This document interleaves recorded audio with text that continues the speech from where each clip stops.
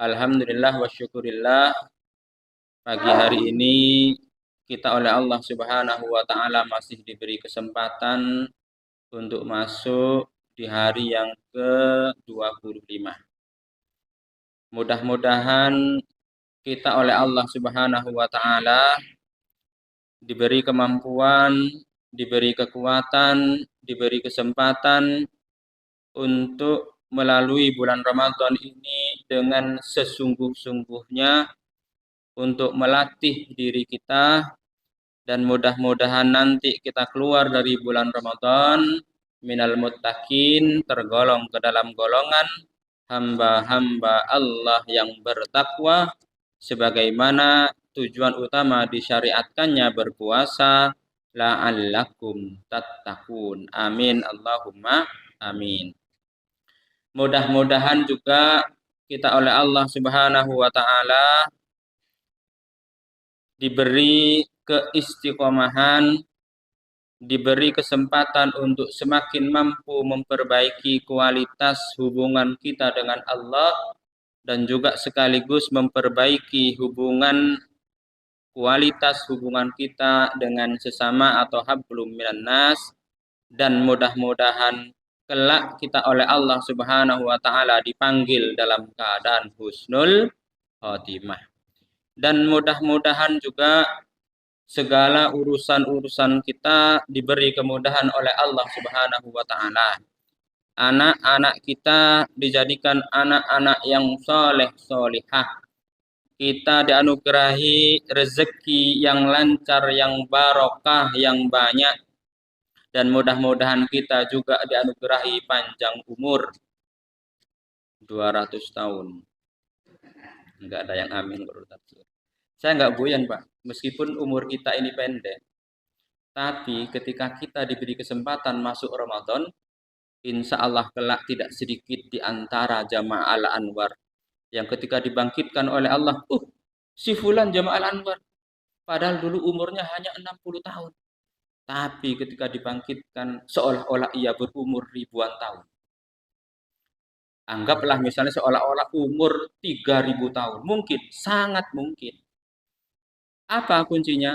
Pertama, selama bulan Ramadan itu pahala kita dilipat gandakan. Tapi ada satu malam di bulan Ramadan yang sangat mulia, Lailatul Qadri khairum min alfi syahr. Satu malam itu yang kita sebut, yang kita kenal dengan Lailatul Qadar, kalau kita mendapatkannya, itu lebih utama, lebih baik dari 1000 bulan. 1000 bulan itu kalau kita konversi ke tahun, itu sekitar 83 tahun 4 bulan. Coba sekarang kita genapkan menjadi 84 tahun. Jadi kalau bapak-bapak, ibu-ibu tiap tahun mendapatkan Lailatul Qadar satu malam itu saja. Tapi kemarin kayaknya sudah kalau lihat wajah-wajahnya insya Allah ini sudah pada mendapatkan Lailatul Qadar. Karena kalau melihat prediksi salah satu ulama yang berjuluk Hujjatul Islam, Imamuna Al-Imam Al-Ghazali, prediksi beliau berdasar kebiasaan beliau ngeri niteni keluarnya Lailatul Qadar, turunnya Lailatul Qadar dititeni dari awal puasa. Jadi kalau awal puasanya itu Kamis, menurut beliau insya Allah Lailatul Qadar itu di malam ke-25. Kemarin sudah banyak Pak beredar di grup-grup WA. Alhamdulillah Lailatul Qadar sudah didapatkan. Ternyata Lailatul Qadar ASN yang namanya Lailatul Qadar. Sama dengan ketika awal-awal puasa, alhamdulillah hilal sudah terlihat. Ternyata hilal polisi, Pak. Namanya hilal. Tapi mudah-mudahan kita mendapatkan Lailatul Qadar. Meskipun umur kita pendek, kelak insya Allah tidak sedikit jamaah Al-Anwar yang ketika dibangkitkan seolah-olah ia umurnya ribuan tahun. Sekilas saya ulangi lagi, ini dulu pernah saya jelaskan. Jadi Lailatul Qadar ini berangkat dari kesedihan Kanjeng Nabi Muhammad sallallahu alaihi wasallam. Ya Allah, umur umatku umurnya hanya 60-an, 70-an. Sangat jauh berbeda dengan umur umat-umat terdahulu. Di antaranya umat Nabi Nuh. Walaqad arsalna Nuhan ila qaumihi falabitha fihim alfasanatin illa khamsina ama. Jadi Nabi Nuh tinggal bersama umatnya sepanjang 1000 tahun. Illa khamsin, kurang 50. Berarti 950 tahun. Sehingga kemudian berdasar ayat ini, para mufassir berbeda pendapat. Ada yang mengatakan bahwa umurnya Nabi Nuh itu sesuai dengan redaksi ayat, dohir ayat, 950 tahun.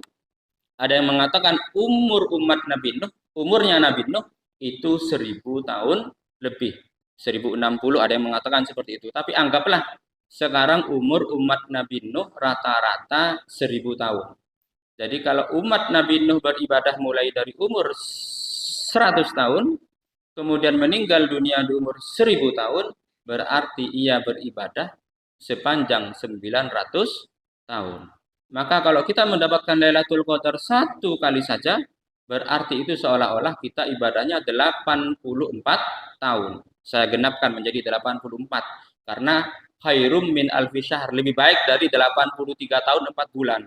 Jadi baik anggap 84 tahun. Jadi lebih baik dari itu.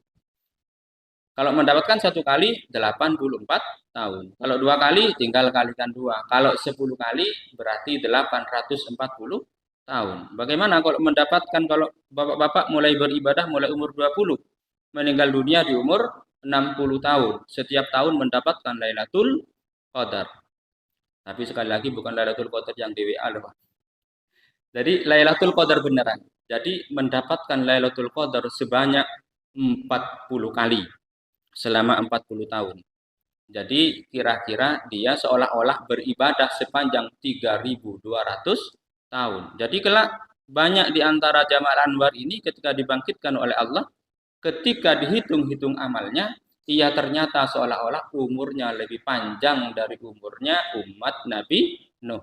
Ya, mudah-mudahan kita tergolong ke dalam golongan yang demikian. Amin. Allahumma amin.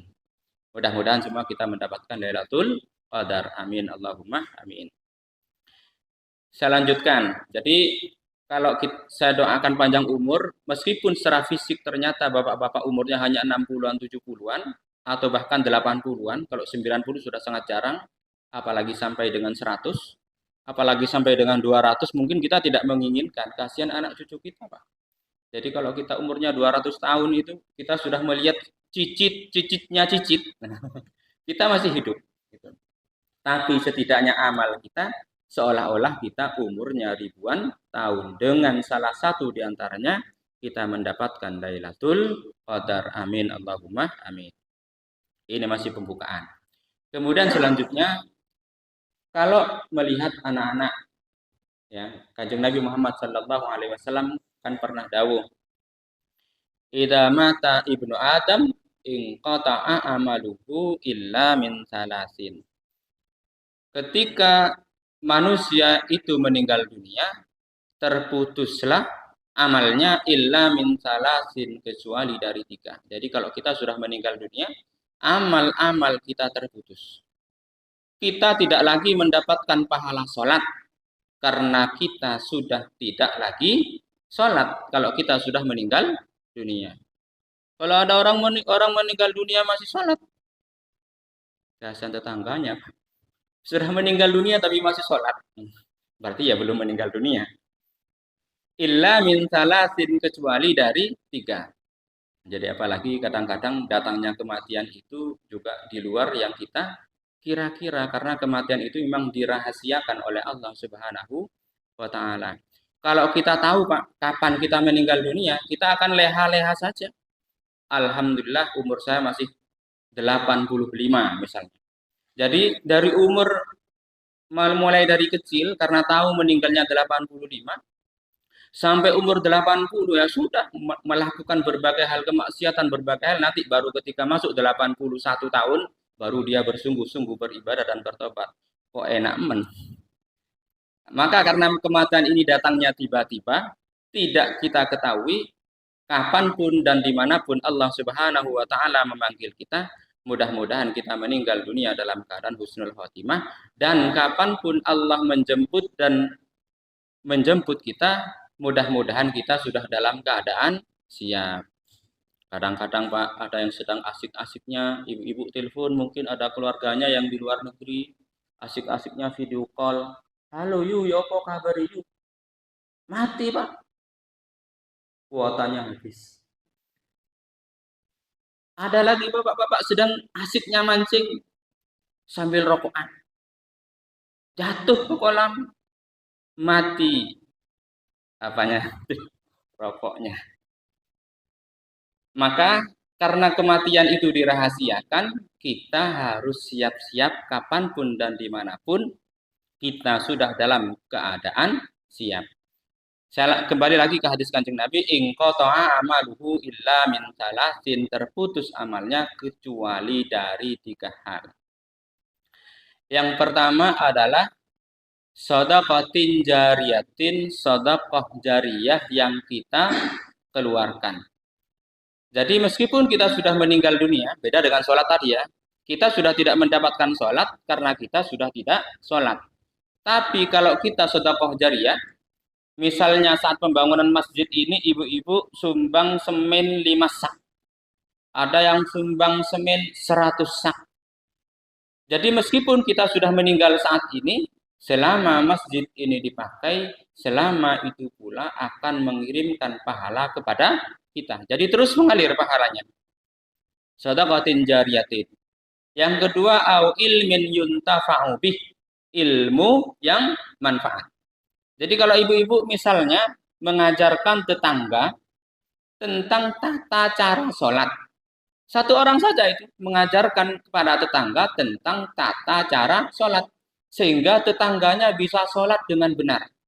Jadi meskipun kita sudah meninggal dunia, sepanjang ilmunya diamalkan oleh orang tersebut, sepanjang itu pula kita mendapatkan fadilah dari ilmu yang kita berikan. Lalu kemudian, tetangga yang kita ajari sholat itu, ia mengajarkan pada anaknya 5 orang. Sehingga 5 orangnya, kelima-limanya bisa sholat dengan benar.